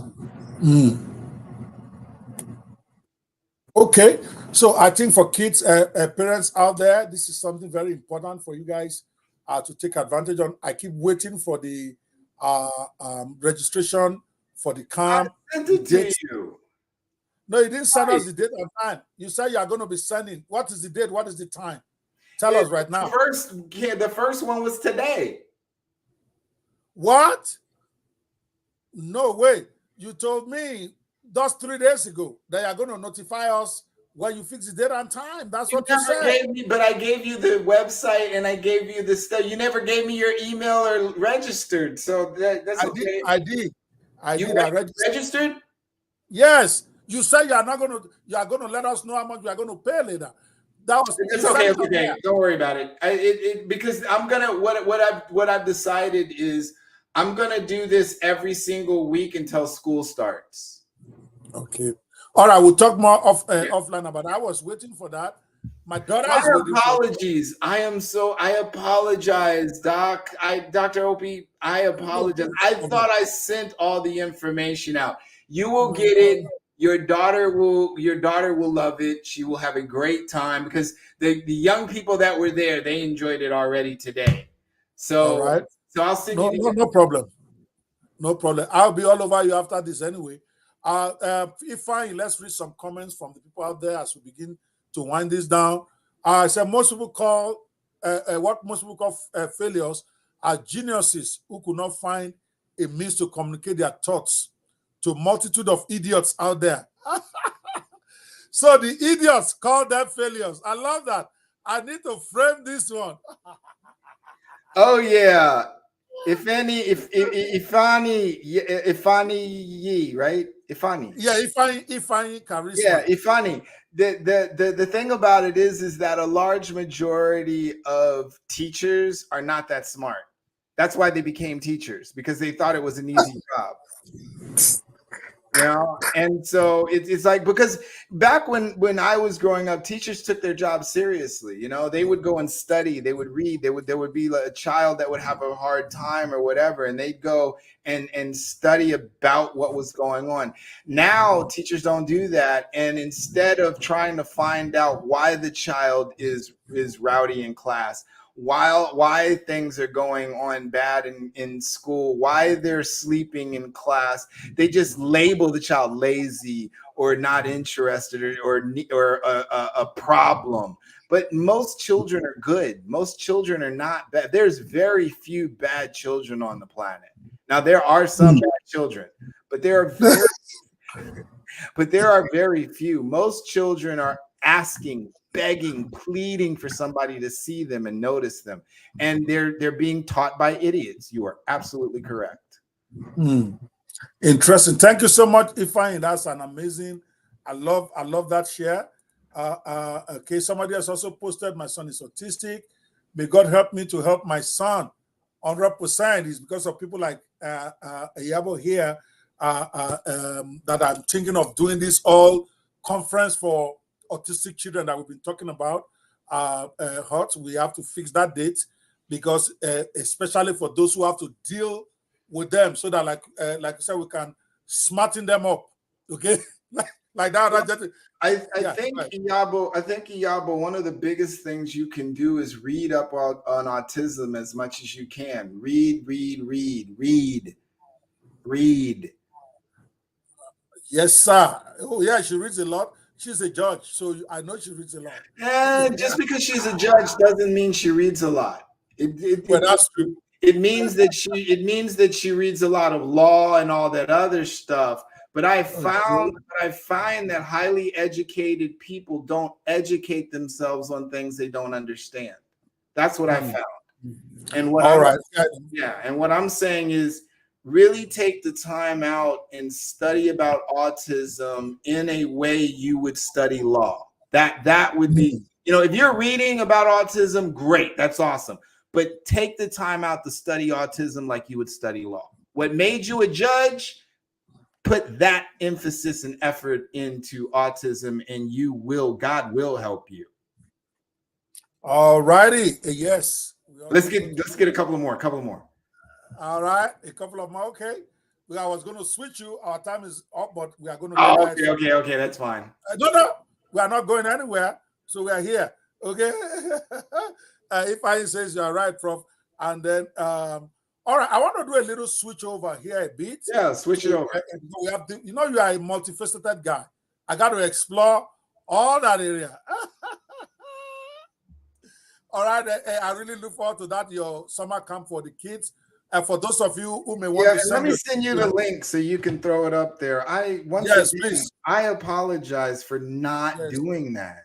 No, it's okay. Please send it to me on private chat so that I can put it out there. Because there are lots of people out there who would like to send their children. My daughter is 15, and I'm sending her there. And it says any children between the age of 8 and as long as they can read and type, they can attend. As long as they can read and type, they can attend the school. All right. So, yeah. Hold on one sec. Keep going. I'm listening. No, that's fine. I need that because the next question is a bombshell. I want to know what pisses you off the most about entrepreneurs. So, but let's sort this one out for us. Oh, wow. That's a good question. I know you would like that. I love what pisses me off. No, guys, I think, thank God for internet now, and I'm talking more even to my brothers and sisters back home there. Many of us, when we are growing up, our parents don't have access to the internet to connect with the rest of the world, to make it easy to get us access to stuff that we can learn. But thank God for internet now. Your child in Lagos or in Abeokuta or in Abuja can attend a summer school that is happening online here in the US so that they can learn what is happening around them. And this AI thing, I think, is critical. It's going to define their future. I tell my daughter that I'm not even sure the job that you will do. She's 15 now. And by the time you finish high school, you go to college, you graduate, that the job you are going to do, I'm not even sure it existed yet. Because a lot of new jobs, yes, that I don't want to train you for today's market. So your mind has got to be open. You got to get involved in this AI stuff because you don't want to be behind. So for everyone out there who has a child at home who can read and type, the only thing you can lose is that they won't understand. If they're 8 years or 9 years, right? That's the only thing, and you might just unleash genius in them early. When I get that link, I'm going to encourage everybody. The email, the link thing, I sent it to you. So where did you send it? WhatsApp. Oh, okay. Let me go look for it on WhatsApp. So, okay. Okay, I'll put it as a comment because they can't use this on the. It's going to be difficult to copy and paste if it's That's on okay. screen. Where else do you want me to send it? I'll send it wherever you want me to. You want me to email it to you? Yes, I'm actually going to put it on the chat, on the comments, but I don't know who will see that. Okay, here is the link. Is the link for the kids summer school for AI. Okay. Please click on the link and check. I'm posting as a comment, but I don't know which of the, because I'm live in about maybe, I don't know, 8 different places. So, but if you see it, just put it as a comment on your chat. I think those on the Netpreneur Show page on Facebook can see it. Those on the American Internet Business School page, my American Internet Business School page can see it. Those on the Fearless Netpreneur group can see it. And those on my personal Facebook page, I can see that right here. Now, I haven't put a price yet simply because a lot of people are from Africa. A lot of people are from different countries. Here's my thing. When I do put a price, I will have scholarships. So don't see like $1,000 and be like, you can't enroll your child. That's one, because you can, because I'll have scholarships. The other thing too is I accept cryptocurrency. All right. So those people in Nigeria, if you have cryptocurrency, you can send me your Nigerian cryptocurrency, or you can send me Bitcoin, Ethereum, Solana, whatever. I accept cryptocurrency payment. Crypto is illegal in Nigeria. Don't make them arrest me. That's what they say. So crypto is illegal in Nigeria. I'm just kidding. Yeah, well, there's a lot of things illegal in Nigeria that they still do. I'm just, Hey. Yes, I have crypto myself. I know actually, I was just kidding. But in fact, Nigeria is one of the biggest crypto participants in the world. Nigerians, they play the game. I know. That's why I said it. Yeah, I don't know why the government should care. You don't give them a job, but you don't want them to do what they can do to at least get the same going. All right, that takes me to the next question. What are the things that piss you off the most about entrepreneurs and why? What pisses me off the most about entrepreneurs is their closed mindset. And the reason why is that entrepreneurship is not about you. It's about making a difference in the world. All right. You came up with a business that solved a problem. All right. And that problem was solved. Well, as that problem gets solved, you get comfortable. And there's nothing wrong with getting comfortable. But now things have changed, things have shifted, and now you have to wake up and start moving again. What I find a lot of entrepreneurs, what they do is they get comfortable, and then the world changes, and then they try to use their money and power to keep it the same. That pisses me off so much. Like, okay, so you were doing this for 5 years. Got it. It doesn't work anymore. Change it up. Don't try to change the atmosphere or change your client to accept what it is that you're doing. You change. Your client is changed. Don't change your client back. You change with your client. And a lot of entrepreneurs will not flow with how society and life goes. And it pisses me off. Interesting. Yes, I could stay here and speak all day about what pisses me off, but you, the guest, and that since you mentioned stuff about changing, you take me to the next part of my question. Oh, that is so Why funny. I anticipate your mind. That's to tell you we think alike. I already anticipate where you're going. Why do you think it's so hard to get people to change? And what should entrepreneurs learn about that reality? Because sometimes when people don't understand that it's a reality, that it's hard to get people to change, they get frustrated because they bring a product into the market that is supposed to make people change rather than keying in into what they are already changing to, like you just said. They are trying to change the way people already are. People already change to that. So, but let me hear your thoughts on that before I had my own. Well, the reason why it's hard to get people to change is because humans are creatures of habit. They like habit. Period. That's why it's so hard to get people to change. It's nothing. It's not because they're this or that. Just humans are creature of habit. You've got to understand that human nature is to do the same thing over and over again until you die. All right. and that there's nothing wrong with that. It's a human behavior. And so and what should entrepreneurs learn about that reality? What you have to learn about that reality is that you have to introduce change incrementally. There's a phrase called Hegelian dialectic. Hegelian dialectic. And what the Hegelian dialectic is, it's from a philosopher. His name is Dr. Hegel. And he came up with the fact that history repeats itself.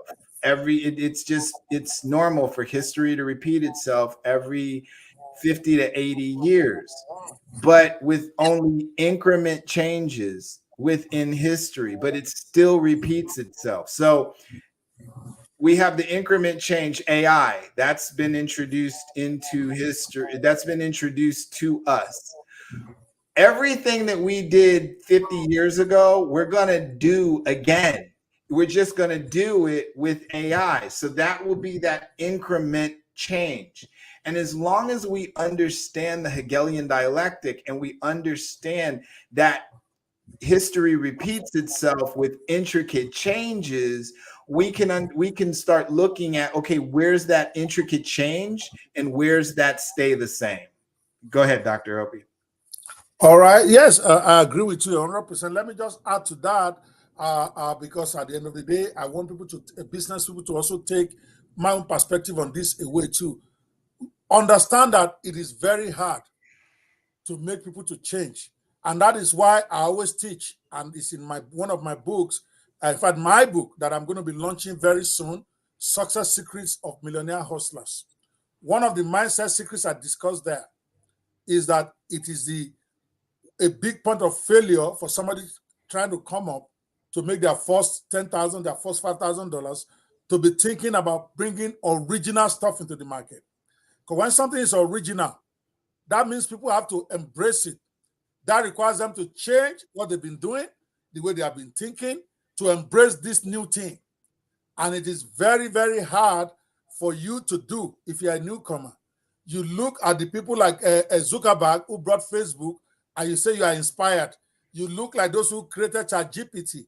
But what you didn't know, it took them 7, 8, 9 years of hard work, sweating, spending millions of dollars. Importantly, your father is not Bill Gates, and you're not related to Mark Zuckerberg, and you want to bring out a new product, a new idea that nobody's heard of, you are likely going to fail because it's generationally that you get a new product in the market. What I'm saying, new original product.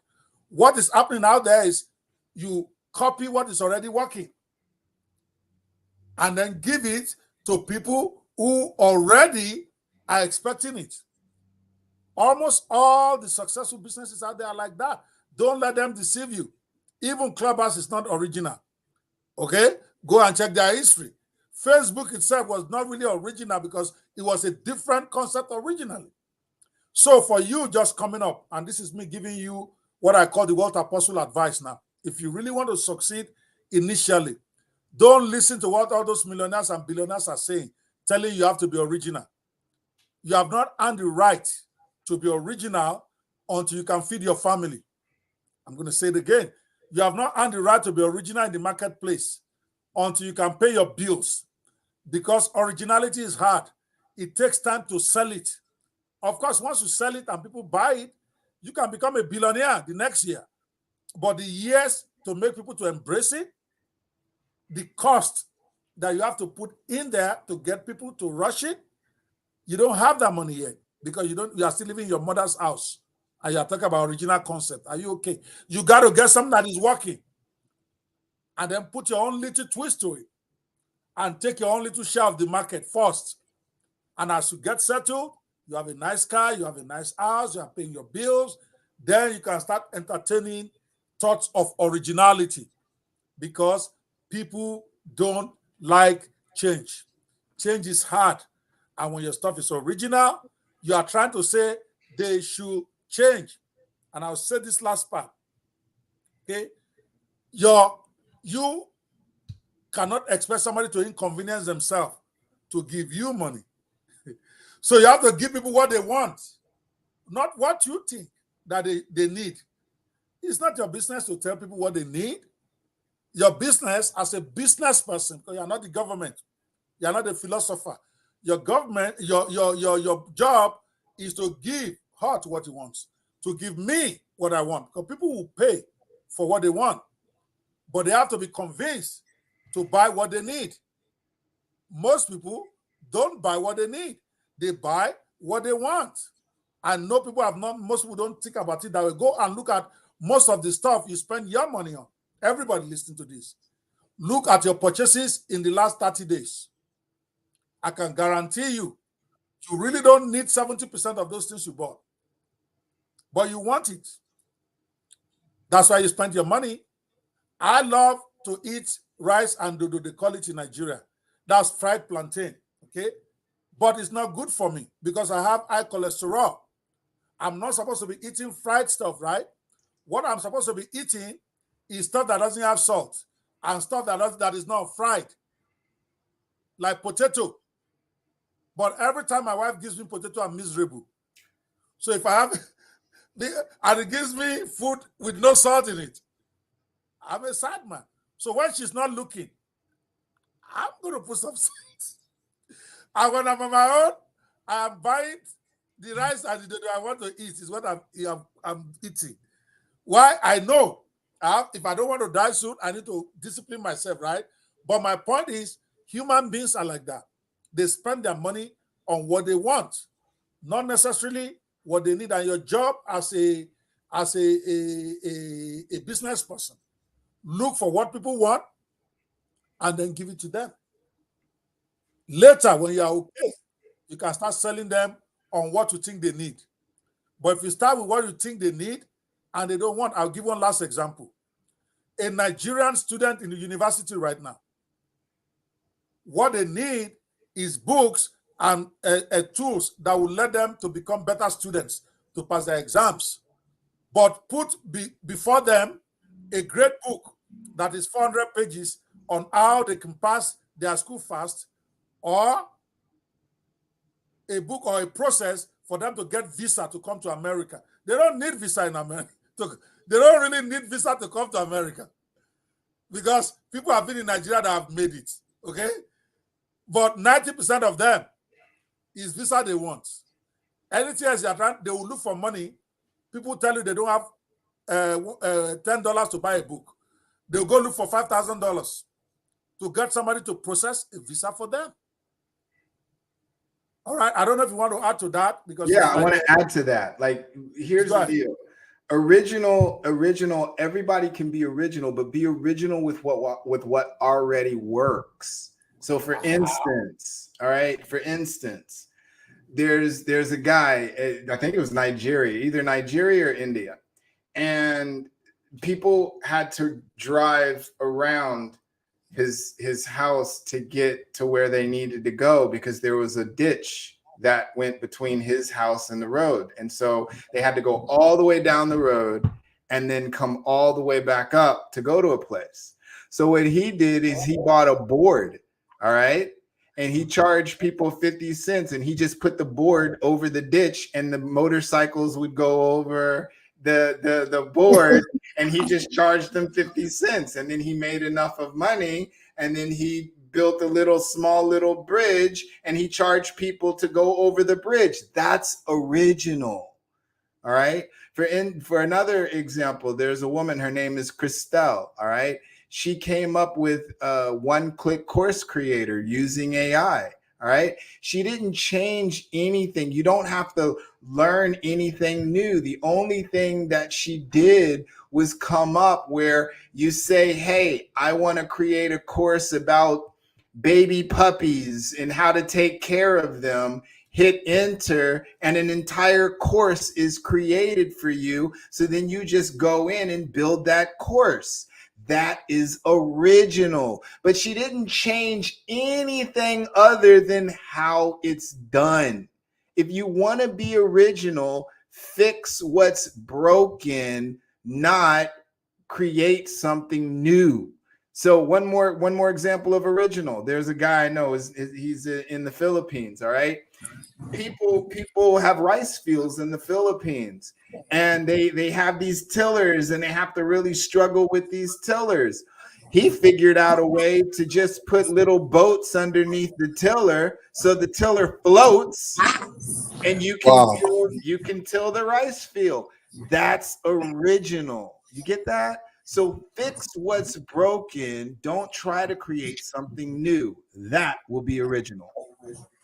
All right. Thank you very much. You have had the divergent views. Hopefully it works for you. Now we have come to the end of the program because it's supposed to be 90 minutes. We're already at the 2-hour mark because we're having great fun with my guy. But I need the last question is a crystal ball question. All right. Now your crystal ball is you're going to look into your crystal ball. Where is that my question on crystal ball now? I think somebody AI deleted it. They don't want you to answer it. All right. Crystal ball moment. Can you provide insights into the potential future intersections between AI, game design, and immersive virtual experiences? See, I packed it for you. And you need to think about that for a second. Before you answer, let me show you guys a little interview I got arranged for my new book coming out so that you guys can get an idea what it is. I'm going to be launching it very soon. I think I'm going to do a clubhouse launch. I've never really done a launch for my book in that place before, just to have fun with it. And if you are interested in it when you watch the video, you can let me know. But I will be promoting. It's going to be a 1-week launch on the clubhouse, and I'll be sending out invitation cards to every one of you. Where is the clip? I have a very nice interview clip I want to play here. Okay, 1 second here. I don't know if it's this one. Breaking news with Paul Toole. Good evening and welcome to our breaking news segment. I'm Paul Toole and we have some exciting news for all aspiring entrepreneurs and business enthusiasts out there. Today we bring you an exclusive announcement that is set to shake up the business world. Breaking records and capturing the attention of millions, The Success Secrets of Millionaire Hustlers is the highly anticipated book that unveils 33 groundbreaking mindset secrets for making money in any economy without working so hard. Authored by renowned business expert Dr. Ope Banwo, this book is a game changer for anyone looking to achieve financial success. Dr. Ope Banwo, a leading authority in entrepreneurship and wealth creation, has dedicated years of research to uncovering the strategies that millionaires use to achieve their financial breakthroughs. His book is a comprehensive guide that empowers readers with practical tips and proven techniques to elevate their financial status. When asked Dr. Ope Banwo about the thinking behind his latest book, this is what he had to say. The Success Secrets of Millionaire Hustlers is a combination of my years of experience and analysis of the true mindset secrets of successful individuals that has helped them to achieve financial breakthrough rather than what they often tell us is their secret. In this book, readers will discover the winning mindsets for working smarter, not harder, and how to make money in any economic climate. I sincerely believe it's time to break free from the traditional thinking that often keep most people poor and embrace new contrarian ways of thinking that lead to financial independence. That's why I wrote the book. Wow, that's amazing. Thank you, Dr. Ope. With its release on the horizon, The Success Secrets of Millionaire Hustlers is already generating a buzz within the business community. Entrepreneurs, business owners, and those seeking financial freedom eagerly anticipate the opportunity to learn from Dr. Ope Banwo's expertise. To all the go-getters out there, this is your chance to gain access to the mindset secrets that will transform your financial journey. Pre-order your copy of The Success Secrets of Millionaire Hustlers today and be among the first to embark on this life-changing experience. Don't miss out on this extraordinary opportunity. Visit the author's website www.opebanwo.com to secure your copy and unlock the path to financial success. Stay tuned for more updates on this groundbreaking release. Thank you for joining us for this breaking news segment. I'm Paul Toole and we'll be back with more updates soon. Stay informed, stay empowered, and good night.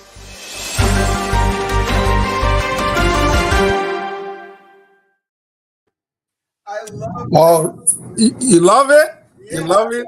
I want to do that too. Hey, we got to talk. All right, this is our final question for today. Hope you guys are enjoying this broadcast. Sending your love, sending your questions. Even when you post on the chats, when I'm done, I typically will go over my different social media platforms and make sure I try to answer as many questions as possible.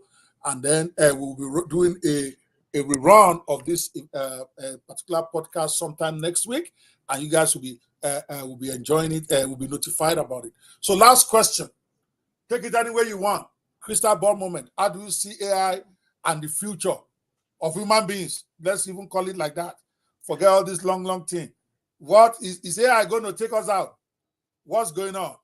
Okay, so first of all, we don't have anything to fear with AI, all right? We have a lot to fear with what human beings will do with AI, but I don't really truly believe that AI is going to become sentient and kill all human beings. I don't feel that. And the reason why I don't feel that is that there's way too many things that AI can do with humans. All right. And so when it comes to future, I feel that AI is going to make people smarter. I think AI is going to streamline our lives to make our lives easier and more productive. And I think AI is going to generate a more community-based world. Now, what I do feel is AI is going to bring in the new world order. I do feel that AI is going to unite all the countries where everybody has one mind, one thought. I do feel that. Really? Oh, yeah. You believe that? Oh, yeah, definitely. Wow. Yeah. I don't. Go ahead. The reason why I feel that way is because as more and more countries deal with AI, AI is going to manipulate, that word manipulate, humans into getting along because AI is going to be controlling everything. So Saudi Arabia AI is going to talk to the China AI. They're going to figure out that Saudi Arabia and China have these things that they need. And then AI is going to provide the go-between. You know, there's going to be a lot of cohesion that's going to happen around the world because of AI. And you'll see what I mean. Just wait. And let's see. Is it happening in my lifetime? In the next 10 years? Is that what you are saying? In the next 20 years? Oh, yeah. You'll see it happening within the next 8 years. Because see, here's the deal. We've already got BRICS Bank, all right, which is Brazil, Russia, India, China, South America. China has brokered peace between Saudi Arabia and Iran. So that setup is already happening. We've got, and that's going to put the American petrodollar into a state. It's going to threaten the American petrodollar. We're going to move from fiat money into digital currency. All right. That's coming. Digital currency is coming, whether you like it or not. When we move when we move to digital currency, people are going to be using AI to deal with currency to the point to where every increment movement is going to happen. Then you got China working on the Silk Road again. And that Silk Road is going to go from China and end all the way in South America. So we've got all the setup that in the past would cause war. But now, because of technology and computers and we're not going to have cohesion. And the cohesion is going to be made possible through the AI, because the AI is going to come up with problems to solve. Because before, we were dealing with men who traveled the world, who had higher education, who made choices and decisions. Now we're going to be taking advice from computers that have knowledge of everything in the world. And so there are going to be better choices and decisions made. When it comes to games, where'd it go? Future intersection between humans. But you said gaming. When it comes to games, there's an artificial intelligence game that's coming up right now that has a plot, but all the characters within the game you can have individual conversations with, and it responds to it's no longer where you run up to the thing and it says, please go and get the jewels. No. You'll be able to have the conversation with the character and be like, okay, so how are you doing? Oh, I'm not doing too well. My business didn't work well and XYZ. It's going to be, they're already out there doing it. There's already 2 games that already do that. That's going to be coming out next year. So are you serious? Oh yeah, definitely.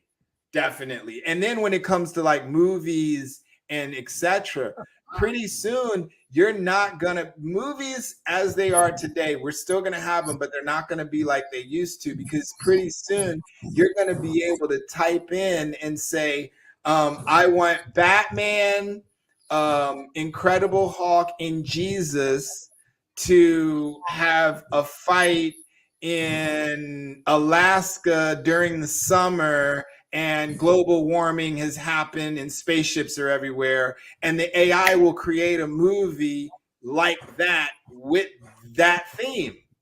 It's coming. It's going to create the movie itself. Where about the characters? Everything is gonna add Incredible Hulk, Batman, and Jesus, and all 3 of them gonna be there. Jesus.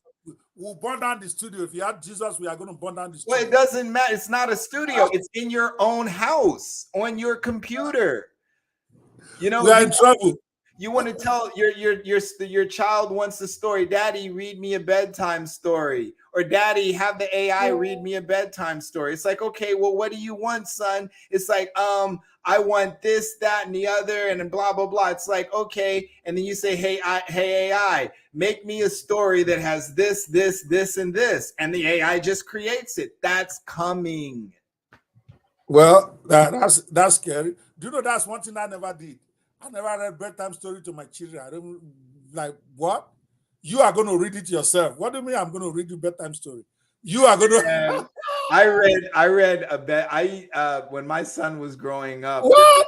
Oh man, when my son was growing up, there was a book called Rick Riordan, and it was called Percy Jackson. And I know the book. I read every single one every night. Wow. Yeah, he would lean on my shoulder and I would read him the book. Just read him the book every freaking night until from 7 years old, all the 7, 8, 9, 10, 11, till he was 11. After 11, he's like, I don't want to do it anymore. And I was mad. My feelings was hurt. No, serious. I can't remember reading bedtime story to any of them. What? Okay. They're gonna read it themselves. I'm like, His The, book. the bedtime story. The bedtime story has nothing to do with reading it themselves. It has everything to do with bonding. Okay, maybe that's why I didn't bond with my kids. Yeah. Maybe that's the problem. Yeah, it is about bonding.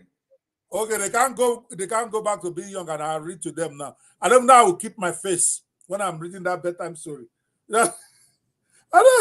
Your grandchildren. You read a bedtime story to your grandchildren. No, I'm not. They're going to read it from ChatGPT by themselves. I will teach them how to read it as soon as they can understand. They're going to be writing their own stories, right? My daughter wrote her own first book at 13. She can write and go be reading by herself. All right, thank you so much for coming, guys. Unfortunately, that's it for today. We're already over the 2-hour mark. My editors are killing me now. We're going to turn this to 1-hour podcast. I don't know how they're going to do that, but I have to have that great time. We didn't even cover half of the questions I have because this man is just so much after my heart and he's so versatile. We can discuss practically anything. And so thank you so much. Hot, just don't hurt them so much anymore, man. You got to calm down for them. It's like, that song, Hammer, don't hurt them. I think I'm going to get ChatGPT to write a poem for you. Hurt, don't hurt them. Okay, Well, one of the things is that nothing worth anything doesn't require pain. Everything you want, you got to go through pain. So in other words, you can't be successful without going through hurt first. There you go. Heart is the foundation, right? Guys, that's it so much. We want to appreciate you guys so much for tuning in. Be safe. Be safe. What? Wait first. Oh. Iyabo says my mother read me bedtime stories. It's a lie, Joe. Where did she read you that? This is my friend, so I'm just stressing. I'm so When did your mother read you bedtime? In Nigeria? No way. But it's the mothers that read it. Did you hear? The fathers have no time to read no stories in Nigeria. Oh no, I don't plan on having any more children, but if I have more children, I'll read them bedtime stories too, man. The bonding is amazing. A father and their children and bonding is so important, incredibly important. I don't know where you guys got the idea that it is true reading that you bond. I don't think so. But that's a whole different story for another day. But thank you guys so much. Yeah. So be safe, be secure, be curious, and most of all, stay dangerous. There you go. Stay dangerous. I can take that. And you got to hustle. See, nobody's going to give you anything, guys. While you're out there, the world doesn't think it owes you anything. Okay? So whatever you want, you got to go take it. Do what you got to do to take it legally. If you have to read 48 Laws of Power, if you have to read Sun Tzu's Art of War, if you have to go look for Hot, where Hot is planning, is a guerrilla strategist, go look for him. But you got to take what belongs to you. Seriously. We never got into the adults thing. We never got into the discrimination thing. I have to bring you back for a whole different episode entirely. I want to deal with the issue of human relations. I'm serious about that. But that's all we're going to talk about. Let's do it. Okay? All right? We're going to do it because for me, guys, just take this away from me right now. Waiting for somebody else to come and give you something. It's like you surrendering the willpower that God gave you. Okay? Yes, it's good to collaborate with people. It's good to work with people. But you cannot expect people to come and help you. You cannot expect your oppressors to teach you how to get out of the jail. That's sometimes what we are expecting. Okay? You're expecting somebody who is even dominating you to be the one to come and have mercy. No, you take what you have to take because the world doesn't believe it owes you anything. You want them to give it to you, you got to go take it. Either you give them the kind of products that will make them surrender it to you. Do stuff that will make them want to give it to you. They won't give it to you because they are feeling sorry for you. No, it's not the way the world works. Get that and you will know peace. The Wealth Apostle